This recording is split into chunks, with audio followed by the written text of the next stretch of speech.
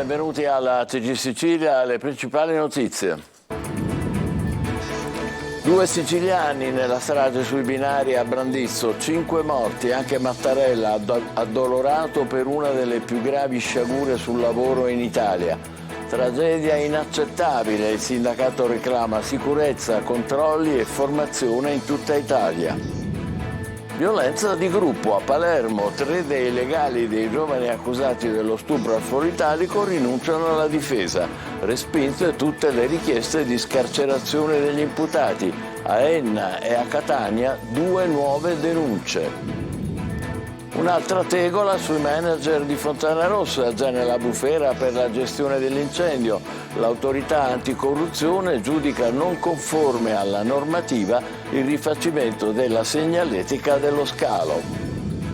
Catania sporca, non funzionano le telecamere di via Fondo Romeo, installate 3 anni fa per fronteggiare l'emergenza rifiuti.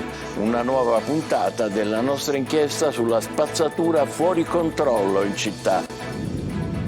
Scuola tra nuovi e vecchi problemi. Le lezioni ripartono con l'annosa questione della carenza di organico. Entro il 2024 100 istituti in meno. Calcio, atteso il pienone per l'esordio in campionato del Catania, numeri da record per la sfida al Massimino con il Crotone. E domani si conclude anche il mercato con i rossazzurri che potrebbero regalarsi altri 2 acquisti.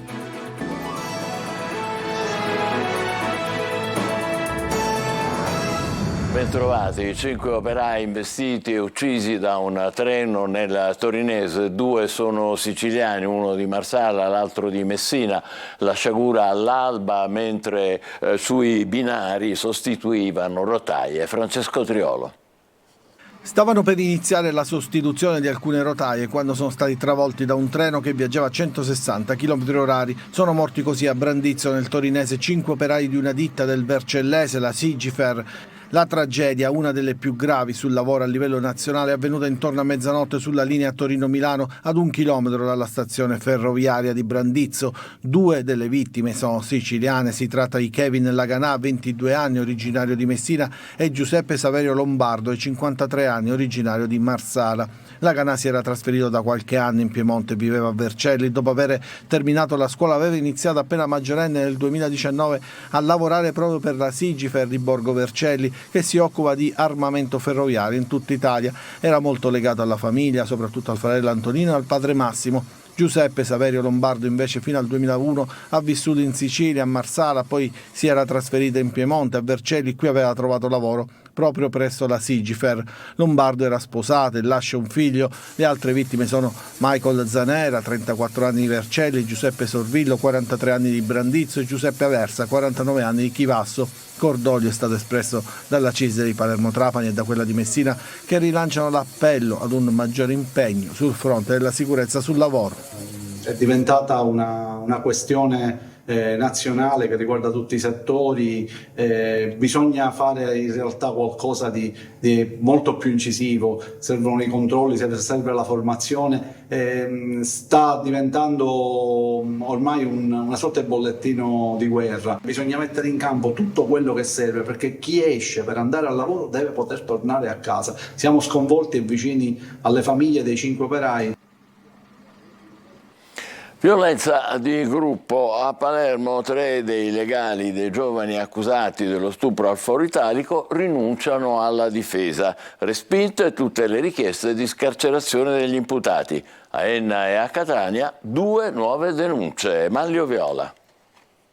Ancora un avvocato difensore che lascia. Alessandro Musso, il legale di Cristian Maronia, abbandona la difesa dopo aver presentato l'istanza di scarcerazione. È venuto meno il rapporto di fiducia, avverte Musso, tanto che in udienza il diritto alla difesa è stato garantito dall'avvocato di un altro degli arrestati per lo stupro di gruppo del 7 luglio a Palermo. Per tutti e 7 imputati è stato adesso confermato il carcere, 3 la scorsa settimana, altri 3 negli ultimi 2 giorni, mentre per il minorenne scarcerato nei giorni precedenti è scattato il riarresto la scorsa settimana. Mentre procede l'iter giudiziario su questa vicenda, dalla comunità dove si trova la vittima di quello stupro continua a rispondere sui social a chi l'accusa di essere stata consenziente, ma nel frattempo emergono decine di altre storie. Pendenti davanti alle forze dell'ordine ci sono numerose denunce di stupro, molte delle quali presentate negli ultimi mesi. Un fenomeno da comprendere. Sono in aumento le aggressioni sessuali alle donne o le ragazze hanno deciso adesso finalmente di denunciare? Una domanda prima di tutto di natura sociale e poi giudiziaria. Ma non c'è soltanto Palermo. Storie di violenza sessuale arrivano anche dall'Ennese. La procura ha aperto un'inchiesta su un caso di presunta violenza commessa a Val Guarnera. Secondo una prima ricostruzione al vaglio dei magistrati, la vittima sarebbe una giovane di 17 anni che sarebbe stata abusata da un uomo. Una vicenda che si sarebbe consumata nelle scorse ore e giorni. A quanto pare la donna ne avrebbe discusso con la famiglia per poi presentare la sua denuncia. Poi c'è la vicenda di Sant'Agata di Battiati, dove l'abuso sarebbe stato commesso in famiglia, approfittando della fragilità emotiva di una ragazza abusata sin da quando era minorenne e che ora denuncia con l'aiuto di un'amica. Storie di degrado, storie di violenza, ma anche storie di una società che perde i suoi valori e forse anche di un crescente senso civico che induce finalmente le donne a denunciare. A Catania non finiscono i problemi per la SAC, la società di gestione di Fontanarossa. Adesso l'ANAC, l'autorità anticorruzione, richiama la società che gestisce l'aeroporto. Non sarebbe conforme alla normativa il rifacimento della segnaletica dello scalo. Simona Mazzone. Un'altra tegola sulla testa della SAC, la società che gestisce l'aeroporto di Catania, già nella bufera dopo l'incendio che questa estate ha mandato in tilt lo scalo con cancellazione di voli, trasferimenti e dirottamenti sugli altri aeroporti dell'isola, con conseguente stress e lamentele dei passeggeri. E poi la questione Trantino, il sindaco di Catania che chiede le dimissioni dei vertici SAC a causa di gravi inadempimenti per incapacità e approssimazione nel gestire l'emergenza. Ora tutto questo si aggiunge l'ANAC, la società anticorruzione che bacchetta la SAC. Non c'è più tempo, lo scalo rimedi entro 45 giorni. In ballo la gara per l'affidamento del servizio di manutenzione ordinaria di riqualifica della segnaletica airside e landside dello scalo per una durata di 36 mesi e per un importo di poco più di 1 milione di euro, aggiudicata lo scorso 19 aprile. In sostanza l'autorità, come scrive in una nota pubblicata sul sito istituzionale, ha segnalato alcune irregolarità nella procedura della gara del 23 gennaio scorso, indetta dalla società aeroportuale. In cosa avrebbe sbagliato SAC? Intanto a definire l'appalto di servizi, visto che l'appalto riguarda lavori di segnaletica e non servizi appunto. E poi una clausola, fin troppo tecnica, su una dimostrazione delle attività espletate in ambito aeroportuale, un difetto di comprensione, insomma, nato dalla differenza tra servizi analoghi e servizi identici, cose ben diverse che bloccherebbero potenziali concorrenti. Le telecamere di TG Sicilia vi mostreranno altre telecamere, quelle che non funzionano e che sono state installate in teoria a suo tempo per fronteggiare l'emergenza rifiuti. La seconda puntata di Catania Sporca è un concentrato di inciviltà e mala amministrazione. Ecco lo scempio di via Fondo Romeo, Torino De Mana. Una discarica videosorvegliata qui in via Fondo Romeo a Catania. Succede anche questo e guardate alle mie spalle l'enorme distesa di rifiuti, scarti di ogni tipo, Eternit, legname e tutto questo sotto una telecamera o più telecamere fatte installare dal comune di Catania che, a giudicare dalle immagini però, servono a poco se non a nulla. Lo scempio è servito, per buona pace di quanti si erano illusi che attivando la videosorveglianza il problema sarebbe stato risolto. Ed invece no. Dopo un breve periodo di onorata carriera erano state attivate sotto l'amministrazione pugliese, tutto è tornato come prima ed anche peggio di prima, con l'aggravante che sono stati spesi tanti soldi pubblici. La seconda puntata della nostra inchiesta, che abbiamo battezzato Catania Sporca, è un atto d'accusa a tutti, da chi deturpa il territorio a chi dovrebbe preservarlo e comunque vigilarlo. Vi proponiamo lo stralcio di un servizio andato in onda nel settembre 2020, quando era in corso l'installazione delle telecamere che da lì a poco sarebbero entrate in funzione.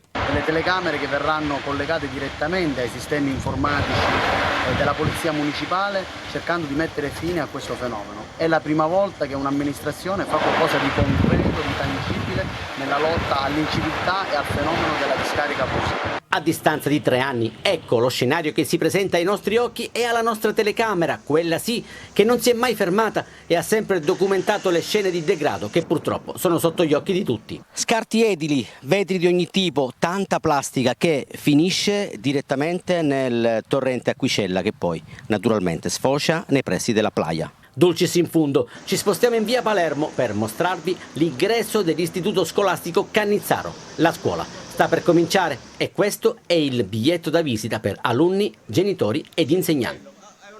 È proprio così, nuovi e vecchi problemi affliggono il mondo della scuola. Domani gli istituti riapriranno le porte con l'annosa questione della carenza di organico. Tra l'altro si prevede entro il 2024 un forte ridimensionamento con 100 istituti in meno. Simona Mazzone.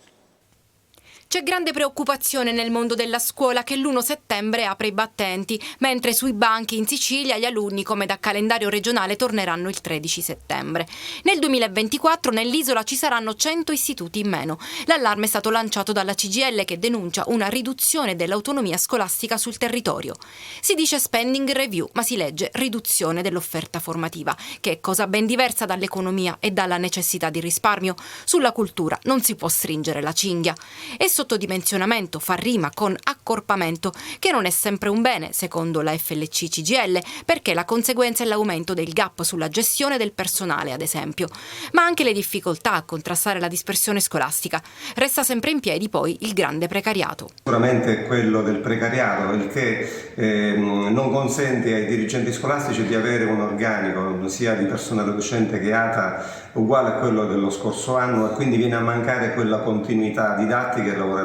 Sono 675 lavoratori del personale ATA immessi in ruolo in Sicilia a fronte di 1862 posti disponibili in organico di diritto, cioè che ha un contratto a tempo indeterminato, solo il 36%.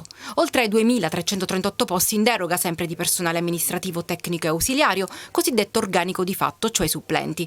Ancora più grave, denuncia il sindacato, è la questione dei posti di insegnante e di sostegno in Sicilia, che a fronte di poco più di 26.000 posti assegnati, solo la metà è in organico di diritto, quindi con docente titolare, e il resto, oltre il 46%, è invece in deroga, ovvero assegnato a docenti precari.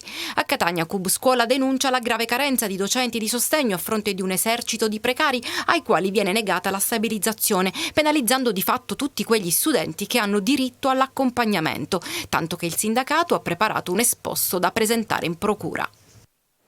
Nel giorno del 50° compleanno, Siracusa ricorda Lele Scieri, il giovane parà ucciso 24 anni fa nella caserma Gamerra di Pisa. Inizialmente, ricorderete, si era parlato di suicidio, poi di omicidio, con le prime condanne arrivate lo scorso 13 luglio. La città non dimentica Lele e oggi a Palazzo Vermexio è stato esposto uno striscione. 50 anni fa come oggi nasceva Emanuele Scieri, per gli amici Lele, parà trovato morto nella caserma Gamerra di Pisa il 16 agosto di 24 anni fa. Familiari ed amici non lo hanno mai dimenticato, sono stati loro i primi ad opporsi alla versione del suicidio. Lele aveva tanta voglia di vivere, non si sarebbe mai tolto la vita, hanno urlato più volte. Tante manifestazioni, striscioni per chiedere giustizia, e proprio oggi, in occasione del compleanno di Lele, ne hanno esposto uno sul balcone centrale di Palazzo Vermexio. I segni sul corpo di Lele, ritrovato 3 giorni dopo la scomparsa, apparvero subito incompatibili con il suicidio. A notarlo fu il medico legale arrivato lì con i familiari del giovane, ma nonostante tutto l'ipotesi omicidio venne accantonata. Un comitato ed una commissione parlamentare d'inchiesta presieduta dalla siracusana Sofia Amodio nel 2015 portarono la procura di Pisa alla riapertura delle indagini. Anni e anni di analisi per tornare a parlare di omicidio. Gli investigatori hanno ristretto il cerchio su 3 ex caporali: Alessandro Panella, Luigi Zabara ed Andrea Antico. Lo scorso 13 luglio per i primi 2 è arrivata la sentenza di condanna di primo grado a 26 e 18 anni di carcere. Ma l'11 ottobre ci sarà un'altra udienza. Quando verrà celebrata la prima udienza del processo d'appello in relazione invece all'assoluzione di Andrea Antico, altro caporale accusato di omicidio, e dei 2 appartenenti alla cosiddetta catena di comando, Celentano e Romondia, accusati di favoreggiamento. Intanto Lele Scieri, che prima della leva obbligatoria si era laureato in giurisprudenza, continua a vivere nei ricordi e nei cuori di chi gli ha voluto bene. È saltato il concerto di Loredana Bertè previsto ieri sera a Villa Bellini di Catania. L'artista, si legge in un comunicato diffuso via social dalla stessa Bertè, ha avuto un malore. Sul palco si è esibito il suo gruppo con Aida Cooper, voce solista. Mi trovo a Catania da ieri, ho fatto un viaggio in traghetto per potervi raggiungere. Villa Bellini sarebbe stata la perfetta conclusione per questo tour, scrive Bertè. Purtroppo però non sono stata affatto bene, con un riacutizzarsi dei miei problemi gastrointestinali e una forma influenzale che mi lascia senza forze e senza voce. E con estremo rammarico che devo annunciare l'annullamento del concerto a Catania. L'organizzazione ha chiarito che i biglietti acquistati saranno rimborsati a chiunque ne farà richiesta nei circuiti di prevendita dove sono stati acquistati. E adesso facciamo una breve pausa, fra poco il calcio con la vigilia del Catania, domani all'esordio in campionato. State con noi.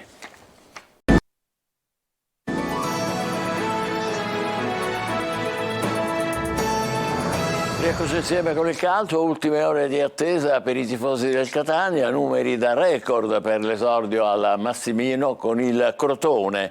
E domani si conclude anche il mercato con i rossazzurri che potrebbero essere ancora protagonisti. Marco Carli. L'attesa è quasi finita e dura dallo scorso 17 maggio, ultima partita col Brindisi della Pool Scudetto dopo la promozione in Serie C, che finalmente sta entrando nel vivo perché il Catania è pronto per dare l'assalto al campionato. L'avversario dei più scomodi, il Crotone, ha trascorsi importanti negli ultimi anni ed un ruolo comunque da protagonista per il prossimo torneo, lo stesso che avranno gli etnei per intenderci. L'attesa, si diceva, la testimoniano i numeri della campagna abbonamenti e non solo, anche quelli del botteghino per la singola partita. Sarà già una presenza da record quella dei tifosi per il match del Massimino. Ne sarà felice Pelligra, che ormai conosce da tempo il legame che condividono i tifosi con la squadra. Una responsabilità in più per i giocatori che scenderanno in campo. L'11 è in parte già fatto. Olivieri in porta, in difesa la Pisarda con Quaini e Curado e a sinistra Mazzotta, Ladinetti, Rocca e Zammarini a centrocampo, maggiori dubbi in attacco. Chiricò e Marsura favoriti sugli esterni, ballottaggio fra Sarao e Di Carmine davanti con il primo favorito. Mercato, il direttore sportivo Laneri continua a seguire la strada che porta a una mezzala sinistra. Le ultime ore della finestra estiva in tal senso sono importanti perché possono sciogliere gli ulteriori dubbi rispetto a giocatori che svincolati devono scegliere prima della chiusura il loro futuro. Il Catania è pronto. Tanti nomi fatti ultimamente, da Ronaldo con smentite sia da Vicenza che da Catania, a Gomelt fino al poliedrico Biondi. Ma attenzione alla sorpresa, davanti ritorna anche il nome di Bidawi, ma non ci sono conferme ufficiali. Uscite, si cerca la sistemazione per Giovinco e può andare via anche Somma perché il Catania si sente coperto al centro con il Jolly Castellini, un altro adattabile a più ruoli anche se nasce esterno, è Liotti, che può nuovamente entrare nel mirino.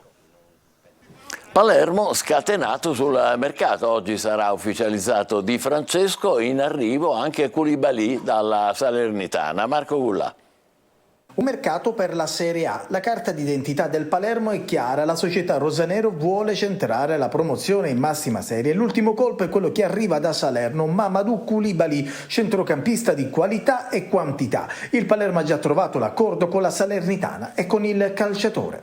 Oggi, prima del gong della sessione estiva, previsto per domani, sarà anche il giorno di Federico Di Francesco, ormai virtualmente rosanero. Di Francesco sarà a disposizione di Corini probabilmente già per la partita di sabato in casa contro la Feral Pisalo. Presentato anche Liam Henderson, che ha già esordito nel match vinto dal Palermo a Reggio Emilia. A mia età io ho detto al mio agente io ho bisogno una piazza come Palermo, tifosi come Palermo, io sono veramente felice di essere qui.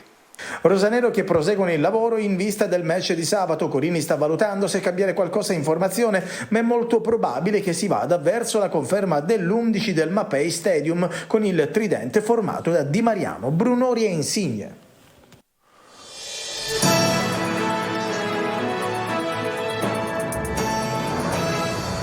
Questo di Brandizzo è uno dei più gravi incidenti della storia del lavoro in Italia. 5 morti, una strage seconda solo a quella della Thyssen, ricorderete, a Torino, quando i morti sono stati 8. Lo ha detto anche il presidente Mattarella, sottolineando come morire sul lavoro, ha precisato, è un oltraggio alla convivenza. È una tragedia che lascia senza fiato. 2 dei ferrovieri uccisi erano siciliani. Kevin Laganà, di 22 anni, lo abbiamo detto, originario di Messina, la più giovane delle 5 vittime, e Giuseppe Saverio Lombardo, di 53 anni, nato a Marsala. Ma ricordiamoli tutti, anche gli altri: Michael Zanera, 34 anni, di Vercelli; Giuseppe Sorvillo, 43, di Brandizzo; Giuseppe Aversa, 49 anni, di Chivasso. Non sappiamo molto della sciagura ora sotto l'inchiesta della magistratura, sappiamo però che i 5 operai stavano lavorando di notte per rifare un tratto dei binari della Torino-Milano, e sappiamo che quasi certamente il treno che li ha trascinati per centinaia di metri viaggiava vuoto a 160 km all'ora. Il conducente evidentemente non sapeva nulla dei 5 al lavoro. Un errore di comunicazione, la velocità eccessiva. Vedremo. Di sicuro una strage così deve segnare uno stop.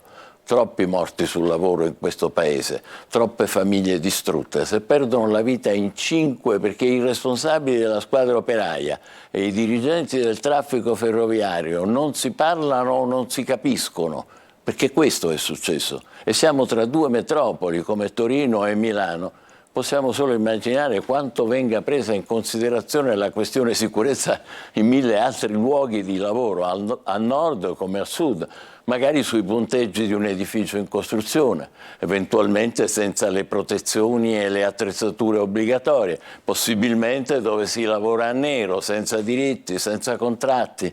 Fermiamoci per ricordare i 5 poveri morti e per ripensare a come fare perché il lavoro nel nostro paese, in tutti i settori, non si trasformi in una roulette russa. Ci fermiamo qui, TG Sicilia torna alle 20, grazie e buon pomeriggio.